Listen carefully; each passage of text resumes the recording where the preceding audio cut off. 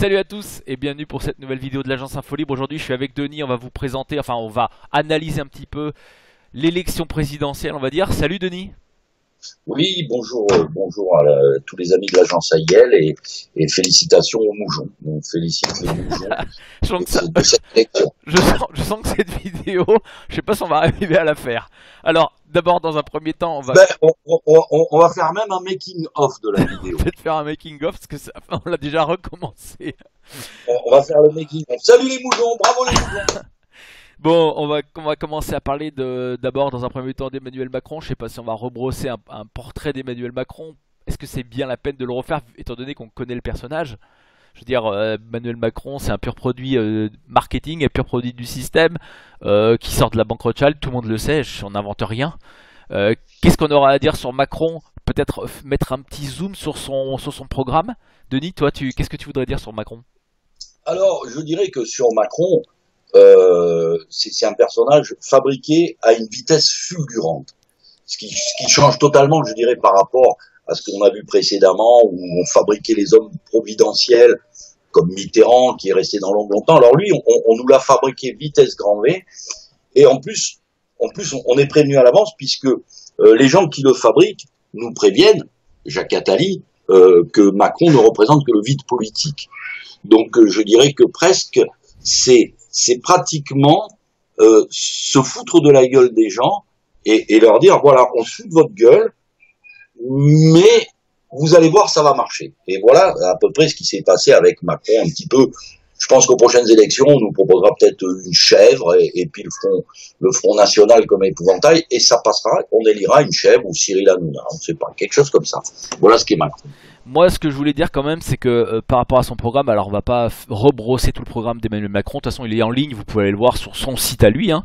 Moi, j'ai noté juste que, enfin, le cœur de son programme, c'est l'intégration européenne. Pour moi, c'est ça, hein, puisque lui, il veut aller vers une Europe fédérale. Donc, il a noté lui qu'il voulait mettre en place un ministre de l'économie européen, une taxe européenne. Donc là, on va faire un grand pas, on va faire un grand pas ou un grand saut, je sais pas, vers une Europe fédérale. Alors, j'ai tendance à dire que par rapport à l'euro qui est déjà très mal en point, que c'est un gros risque, un très très gros risque. C'est l'analyse que moi j'en fais. Deuxième chose, on a déjà vu que Merkel, elle a annoncé que de toute façon, quoi qu'il se passe, elle ne changerait pas la politique de l'Allemagne vis-à-vis de l'Europe. Donc ça fait aussi, il y a de ça. Et Macron qui a quand même dit, je ne vais pas dire aux Français que je vais défendre leur intérêt face à Berlin. Donc je pense que dans ces petites phrases et dans ces toutes petites analyses, je pense qu'on a résumé à peu près le programme de Macron. Tout le reste, c'est fait pour nous amuser. Alors on va enlever des taxes par-ci, on va en rajouter par-là, ça c'est du flan. Mais pour moi, on va aller vers l'Europe fédérale à marche forcée. Et étant donné qu'il a eu 65% à peu près, je veux dire, il n'y aura personne pour contester, on ira vers cette Europe fédérale. Qu'est-ce que t'en dis toi Denis? Alors, première chose, de toute façon, Macron va pas gouverner. Macron va être pendu au téléphone et va attendre les ordres de Bruxelles et de Madame Merkel en premier, mais qui seront soufflés à plus haute échelle par la plutocratie internationale, la finance internationale. Et de toute façon, le programme, il est assez simple. Il est, je veux dire, la paupérisation. C'est-à-dire que les gens qui ont encore un slip, ben bientôt ils seront en string, parce que de toute façon, quand on voit qu'il faut taxer encore les retraités, les gens qui ont encore une cabane, je veux dire, il va taxer vers le bas. D'ailleurs, il y a une vidéo, peut-être faudra la mettre avec, où quelqu'un lui explique, voilà, l'ISF, votre réforme Macron, hein, parce que les réformes, les gens qui ont voté Macron, c'était les mêmes qui étaient dans la rue contre la loi El Khomri, qui est la loi Macron 2, qui étaient contre la loi Macron, et là maintenant il y aura la loi Macron 3, voilà. Donc, je veux dire, on se dirige vers une immense SARL où quelques personnages vont se partager les parts, et la piétaille obéira aux ordres de Bruxelles, mais qui sont malgré tout des ordres qui viennent de beaucoup plus haut et qu'on a expliqué dans notre livre Qui dirige le monde. Voilà, c'est pas compliqué. Exactement, Denis. Ben, la vidéo à laquelle tu fais référence, c'est quand il était passé sur France 2 face à l'économiste Langlais, où Langlais lui fait la démonstration que son programme, au bas mot, Ça commencera déjà avec 100 milliards d'euros de plus de dette française, déjà d'entrée de jeu. Donc, Et il dit voilà, monsieur, c'est minimum, je suis gentil, c'est 100 milliards. Par contre, tous ceux qui ont un capital boursier de 5 millions d'euros vont économiser 50 000 euros par an. Par contre, les retraités qui ont voté pour vous, là, eux, ça va leur coûter 500 euros par an. Quoi. Voilà, c'est ça. Voilà. Et donc, quand on pose la question également au bras droit de monsieur Macron, on lui dit, mais vous comptez taxer les retraités à partir de 1200 euros de revenus. Il dit non, 1003. Donc on imagine bien qu'un retraité avec 300 euros, c'est un riche qu'il faut taxer un petit peu plus, alors que quelqu'un qui a 5 millions d'actions en bourse, faut lui redonner des sous. Voilà, le programme Macron, il est très simple. Il est très très simple. Alors, on va passer Macron et on va parler de l'élection en elle-même. D'abord un petit mot sur le Front National qui a fait 33%. Comme on disait au départ, c'est même Asselineau qui l'a sorti. Si on met une chèvre face au FN, de toute façon, la chèvre gagne, étant donné qu'il y a toute la propagande de la presse contre le fascisme, évidemment. Donc tout était joué d'avance. À partir du moment où il y a une finale, n'importe qui contre le FN, n'importe qui gagne, il n'y a aucun problème là-dessus. C'est une fausse élection au final, Denis, c'est une élection par défaut. Comme on l'avait dit dans notre lettre à Yel, on avait dit que de toute façon ça se terminera avec une élection par défaut. C'est exactement ce qui s'est passé. De toute façon, il s'est passé cette chose extraordinaire. Il était clair que la gauche ne pouvait pas gagner ces élections. Il était clair que Hollande, les Français ne pouvaient pas le piffer. Et faut m'expliquer Hollande et Sarkozy. Et donc là, on a un espèce de clonage. Je pense que Macron a été fabriqué avec des ADN de Hollande et de Sarkozy. Donc c'est les deux. Donc les deux derniers présidents qu'on a eus, qui ont gouverné la France, qui ont été vomis par les Français, on nous les resserre sous la forme des deux réunis en un seul. Voilà, c'est absolument extraordinaire. Et la droite, on peut se demander pratiquement si Fillon n'a pas été adoubé pour couler la droite, parce que c'était pas possible que on rappelle quand même qu'on est ni droite ni de gauche, on est absolument pas du tout dans ce mode de pensée, mais on a perdu une élection, ils ont perdu une élection imperdable, ça c'est extraordinaire, et on nous a remis le même que les deux d'avant en pire. La synthèse, Sarkozy-Hollande, c'est Macron, mais en plus creux, plus vide encore. C'est la vacuité incarnée, Macron, si on peut lui dire ce qu'il y a. Et en face de ça, ça fait 30 ans qu'on a inventé le Front National. On se demande, ces gens-là, on a de la peine pour les électeurs, on respecte ceux qui se battent pour les idées du Front National, mais il va falloir qu'ils comprennent un jour que, de toute façon, ils ne servent qu'à faire élire un candidat par défaut. Voilà, ils peuvent se présenter 200 fois, le Front National peut se présenter 200 fois, ils gagneront jamais, ça c'est sûr. Alors on nous a fait Marine Le Pen, le nouveau Donald Trump, ça on nous l'a fait, le nouveau Donald Trump. Non, la différence quand même c'est que, Donald Trump il vient du milieu des affaires, que c'est quelqu'un qui a quand même bâti des choses, mine de rien, même si c'est sur l'esclavage, j'en ai bien d'accord Denis, je suis d'accord, vous pouvez aller lire d'ailleurs l'article que nous avons fait sur la lettre AIL numéro 17, la grande Trumperie a commencé, où on parle de Donald Trump, et surtout, Trump lui, il avait gagné les primaires républicaines, alors que Marine Le Pen, elle, c'est le Front National, et on sait très bien que le Front National, ça traîne, une très mauvaise réputation avec Jean-Marie Le Pen, etc. Donc le FN ne gagnera jamais. Il peut se présenter 200 fois et elles ne gagneront pas. Donc moi à titre personnel, je te dirais que j'ai du mal à comprendre ceux qui poussent et toutes les gens qui font partie de la dissidence et qui poussent pour le FN. Parce que tout ça, au final, ça joue contre le peuple, quoi. Parce qu'ils ne gagneront jamais. La vraie alternative, c'est sûrement pas le Front National. Ils ne gagneront jamais. Jamais. En fait, je dirais que le système est tellement ficelé qu'il n'y a pas d'alternative. Je rappellerai une phrase d'ailleurs qu'on retrouve dans le film Matrix où il y a beaucoup de faces cachées. À un moment donné où Lambert Wilson dit une phrase absolument merveilleuse, c'est que le choix est une illusion pour séparer ceux qui ont le pouvoir de ceux qui ne l'ont pas.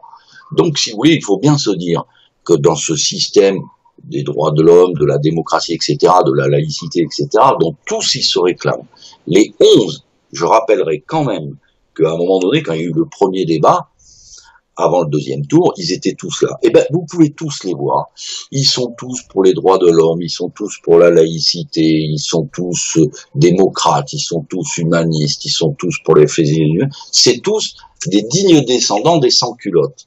Il y a juste un problème, c'est que les sans-culottes aujourd'hui, ils s'habillent en Levi's ou en Prada. C'est tout. Donc, je veux dire, ils sont saucissonnés dans le même cartel économique intellectuel. Et donc, on peut dire qu'aujourd'hui, le Front National ne fait qu'entretenir une illusion de choix, c'est tout. Et à ce titre-là, on ne peut que féliciter ceux qui n'ont pas voté, ceux qui se sont abstenus, ceux qui ont voté blanc, et que il aurait été merveilleux qu'en fait on est quand même les abstentionnistes, tout ça, on est quand même juste derrière Macron, hein. Faut pas l'oublier, on est 1 million de voix derrière. Bon, bah écoutez, on espère, nous, à l'agence AIL, enfin moi personnellement, David dira son avis, que aux prochaines élections, voilà, il y ait carrément plus de 50% d'abstention. Et puis à ce moment-là, on leur dira, écoutez, on n'a pas les moyens, on n'a pas les réseaux que vous avez, une révolte spontanée des peuples, ça n'a jamais existé, il y a toujours eu, on l'a expliqué, derrière, les puissances d'argent et la franc-maçonnerie, l'internationale communiste qui est une branche indirecte. Donc, oui, effectivement, il n'y a pas d'alternative, mais il y a des moyens de résistance dont je pense qu'il va falloir parler, écrire dans notre prochaine lettre. Il va dire, oui, il y a effectivement des moyens de résistance, mais il n'y a pas d'alternative. Voilà, si je peux résumer, il n'y a pas d'alternative, mais il y a des moyens de résistance. Moi, je parlerai juste 2 minutes du livre de Simone Veil, Note sur la suppression générale des partis politiques, puisqu'à mon avis, il est plus que jamais d'actualité, celui-là.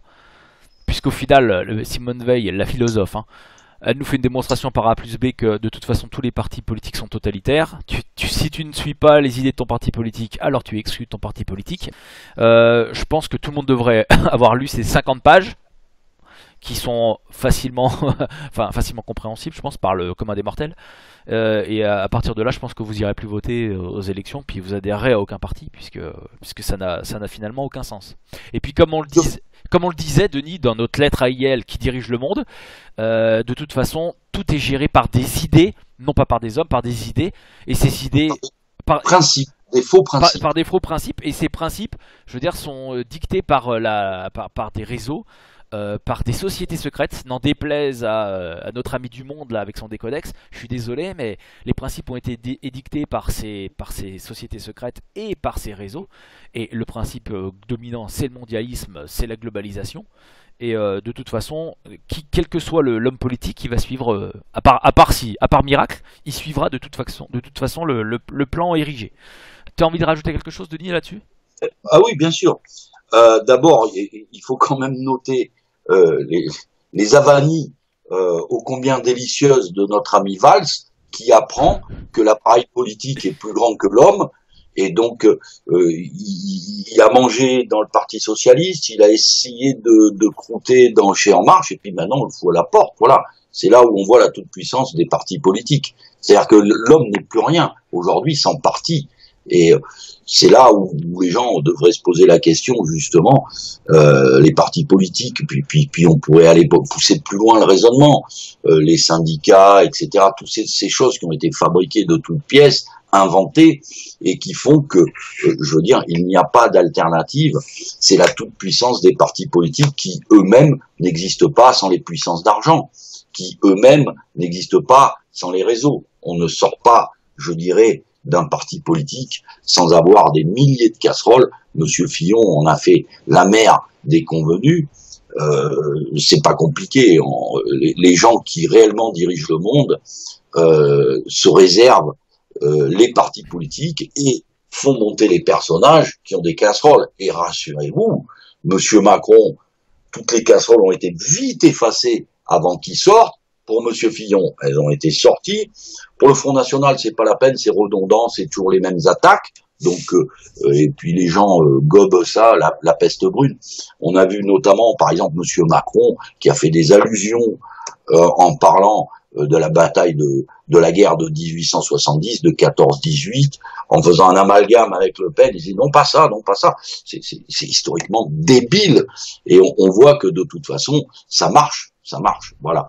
Donc, on peut dire qu'effectivement, les partis politiques sont la peste, la peste de l'homme. Je veux dire, j'emploie une maladie, un nom de maladie qu'il faut pas dire, quoi. Hein. Voilà. Donc déjà, on va commencer comme ça.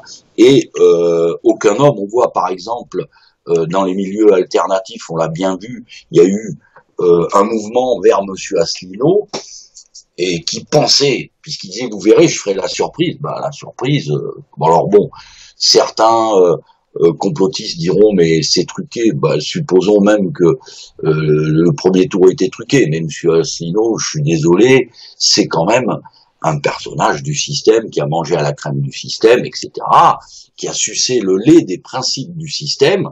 Et qu'est-ce qu'il a fait? Il nous a récité pendant tout le débat ce que va faire l'Europe. Bon. Merci Monsieur Asselineau, mais on sait très bien qu'on est gouverné par l'Europe et que l'Europe, on a fait quand même assez d'articles, nous, à l'agence Info Libre, notamment sur la création de l'Europe, pour expliquer quels sont les fondateurs de l'Europe, les pères de l'Europe, les principes de l'Europe, et qui avaient prévu de longue date tout ce qui arrive. Bon, ce n'est pas en suçant aux mêmes principes qu'on va sortir de ce bourbier. Et on croit, il y a beaucoup de gens qui ont cru dans Monsieur Asselineau, je suis désolé de le dire, même si on a truqué les élections, il n'aurait pas fait 2%, le pauvre. C'est pitoyable. Moi je suis d'accord avec toi Denis, juste je suis quand même, enfin je veux dire, par rapport au discours d'Asselineau en lui-même, enfin par rapport aux démonstrations d'Asselineau et par rapport à ses conférences, je suis quand même, on est tous quand même admiratifs. Il est bon, voilà. C'était indiscutablement, je dirais, le plus honnête, voilà, le plus intelligent, peut-être certainement le plus compétent, certainement, mais le problème, il n'a pas compris que les racines du mal sont dans les principes fondateurs du système. Ce sont des principes issus de la Révolution française, issus des loges maçonniques, issus des réseaux, et de toute façon, ils se débarrassent de qui ils veulent, quand ils veulent, et ils mettent en place qui ils veulent, quand ils veulent. Voilà. Pourquoi? Parce que ce sont de faux principes. Ok Denis, on va passer à la dernière partie de notre vidéo, on va parler des médias. Aujourd'hui, s'il y a quelqu'un, enfin, s'il y a des gens qui sont contents, ce sont bien les médias. Pas nous, hein. Je te parle des médias mainstream aujourd'hui. Alors eux, ils jubilent, mais alors, parce que le statu quo, c'est exactement ce qu'ils voulaient. Hein. Alors t'as vu la première page de Libération, votez qui vous voulez, mais votez Macron. Donc là, c'est merveilleux. Hein. Eux, Libération qui veut garder ses 6 millions d'euros annuels, alors qu'il y a pratiquement plus de lecteurs pour son journal. Donc eux, ils sont contents. Nous, par contre, on est en train de se poser la question de savoir si on doit continuer ou pas notre effort, étant donné que moi, ça fait 6 ans ou 7 ans, et toi, peut-être un peu plus même, que tu travailles, et qu'on essaye d'informer les Français sur comment fonctionne le système, etc. Et quand on voit le résultat aujourd'hui, ça, à titre personnel, ça m'incite pas trop. Je suis même découragé à continuer et à poursuivre l'effort, alors que ça demande un effort quotidien. Ça demande, et puis en plus on se fait taper dessus par à peu près tout le monde. Les gens de gauche, de droite, enfin les journalistes, tout ce que tu veux, on se fait taper dessus, on se fait traiter de tous les noms, et puis même taper dessus dans en manif. Je me demande si ça vaut le coup de continuer, Denis, parce que là, alors on nous reproche à nous, par rapport à nos démonstrations, par rapport à nos articles et par rapport à nos vidéos, de pousser les gens à voter FN. Alors bon, c'est nous, notre principe, c'est pas de pousser les gens à voter FN. 2, notre principe, c'est pas de gagner de l'argent non plus, on en a rien à foutre. C'est d'informer les Français. Et là, je pense qu'on est en train de, malheureusement, d'échouer carrément dans notre but, Denis. Je sais pas ce que tu en dis.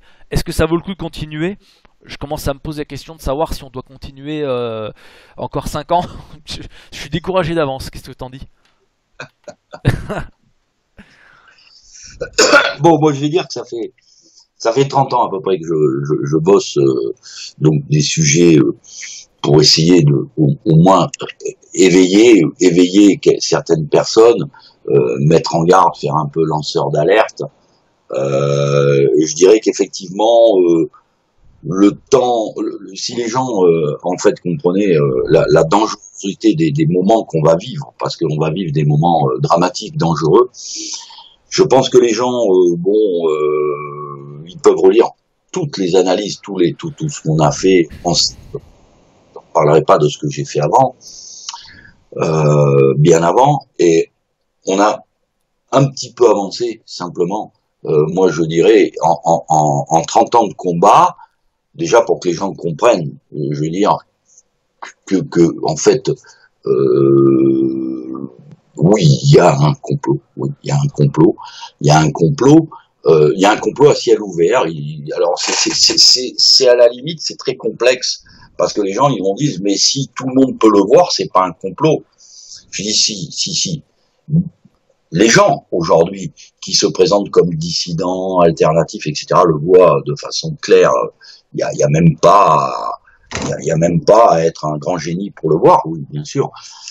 Mais le problème, c'est que on tourne en rond dans un système, je dirais, de, entre guillemets, je vais employer un terme, dissidence, où il y a un noyau d'à peu près 500 000 personnes, en France encore, qui sont capables de ne pas se laisser imposer leur mode de pensée. Malheureusement, dans ce monde de la dissidence, il y a beaucoup de gens qui sont bien moins altruistes que ceux qui le prétendent, qui brouillent un peu les cartes, qui pompent éhontément dans le travail déjà fait d'autres et qui se prétendent.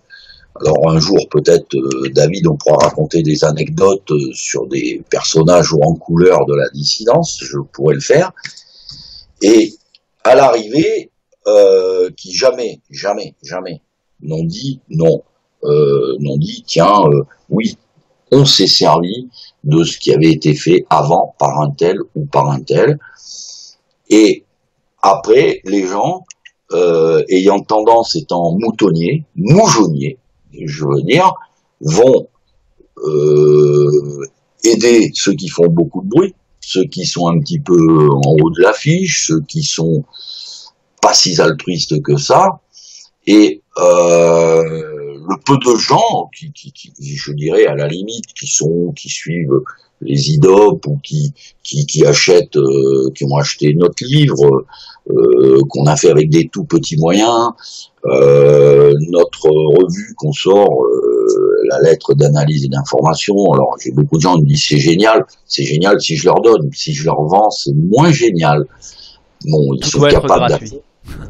Ça doit être absolument gratuit. Le problème, c'est qu'à un moment donné, bon, travailler gratuitement, oui, on l'a fait. On le fait depuis très longtemps. David depuis un certain nombre d'années, moi depuis beaucoup plus longtemps.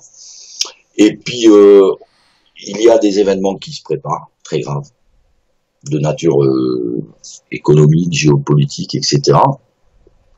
Et David, lui, je veux dire, a des choses à faire. Moi, il faut que j'agrandisse mon jardin. Il est grand, mais je vais encore l'agrandir. À la limite, peut-être vous me retrouverez bientôt sur les forums de jardiniers, mais encore à écrire pour on ne veut pas être une micro-élite du tout.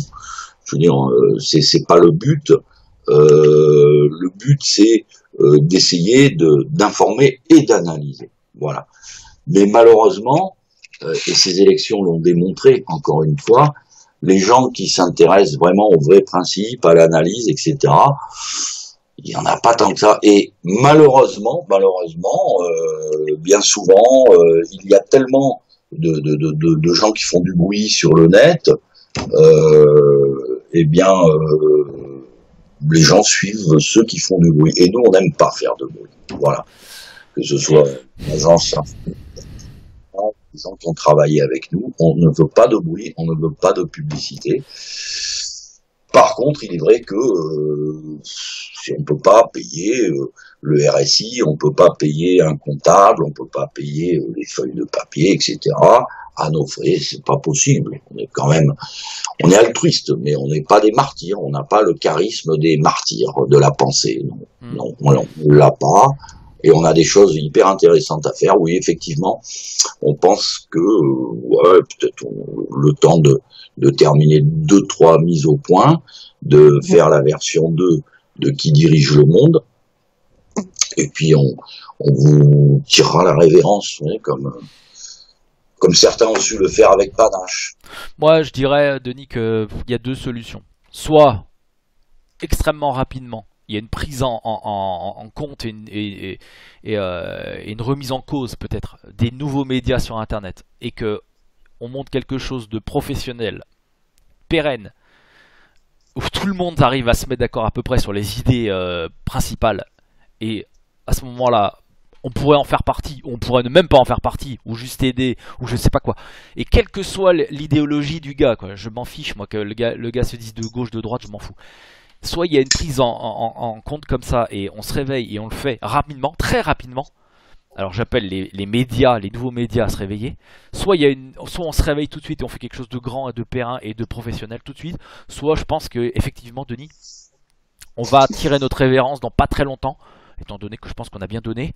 Pour les abonnés, on continuera quand même pour le moment à assurer ce qu'on a dit qu'on allait assurer. On a dit qu'on allait écrire encore quelques lettres, on va le faire. On a dit qu'on allait écrire la version 2 du livre Qui dirige le monde, bien plus complet. On le fera aussi, je pense. On ira jusqu'au bout de notre idée. Et ensuite, je pense que ça sera vraiment le moment de tirer notre révérence. On aura fait ce qu'on pourra. Je sais pas, non? Ouais, non, mais bon, je veux dire, je dirais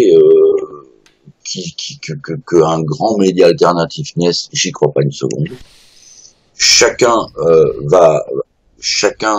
dans ce petit monde est prêt à tirer son épingle du jeu. Certains le font très bien, je ne citerai pas de nom. Ah, mais on peut oublier tous ces gens qui tournent, voilà, qui font partie de la dissidence, machin. Tout ça, faut oublier, faut mettre de côté. D'ailleurs, tiens, un petit mot juste par rapport à un humoriste bien connu qui vous dit de venir à la Nana Crédit pour donner votre dossier pour gagner de l'argent face aux banques. Rappelle-toi de la vidéo qu'on avait fait il y a 2 ans. On avait eu 60 000 vues, 70 000 vues. Nous, on a fait nos dossiers, on les a donnés à un avocat spécialisé.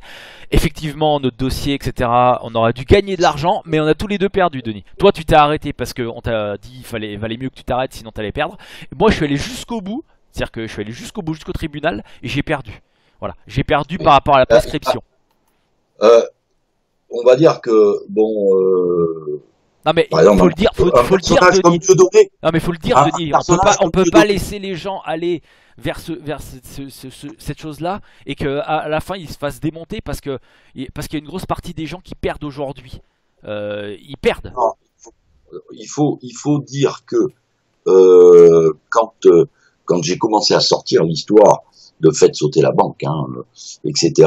Bon, fallait aller très vite, il fallait avoir de l'aide, et j'étais allé voir Dieudonné, et dans son bureau, je lui ai dit, voilà, Dieudonné, on peut faire très mal aux banquiers.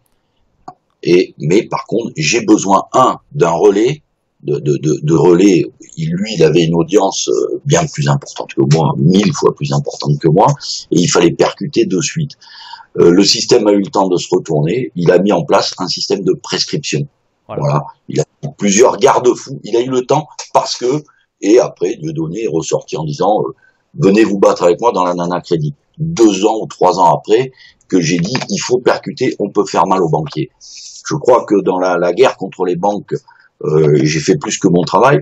Je dirais pas tous les emmerdes que ça m'a amené, mais je veux dire, les gens aujourd'hui qui arrivent, les enfonceurs de portes ouvertes, voilà, j'en ai vu beaucoup, et je veux dire, je pense qu'il est temps de faire du jardin. On est bien d'accord, Denis. Bon, on va se donner rendez-vous bientôt. On va quand même continuer un petit peu à écrire notre lettre quand même. On a encore quelques articles à sortir. On va refaire une petite analyse sur ce qu'on a dit sur la présidentielle quand même. On va se faire un petit peu plaisir en faisant rigoler les gens, j'espère. Et puis on a encore 1 ou 2 articles à écrire parce que, à titre personnel, ça me tient à cœur. Et puis donc la version 2 de notre lettre, enfin on va la faire sous forme de livre, Qui dirige le monde, qui sera offert aux abonnés d'ailleurs, d'accord. Et puis peut-être Et puis peut-être, pour terminer en apothéose, on se fera peut-être une réunion à Paris, ou un débat à Paris, ou une bouffe. conférence à Paris, avec les abonnés. Et on en terminera ici, je pense, pour l'agence Infolibre. Je suis pas sûr qu'on doive aller plus loin que ça. Denis, on est OK? Ouais, ça serait bien de faire une bamboula avec tous ceux qui veulent venir, participer, puis à Paris ou ailleurs. Hein, Oui, à Paris ou ailleurs, oui. À Paris ou ailleurs. Ouais, on fera une fête peut-être. Et puis je me mettrai au fourneau et je vous ferai peut-être bien la cuisine. Ah, Voilà. avec les produits de ton jardin, ça peut être sympa. Voilà. Et on créera le nouveau parti français, le parti d'en rire. Impeccable. À bientôt pour une nouvelle vidéo. Ciao à tous. Allez, ciao tout le monde.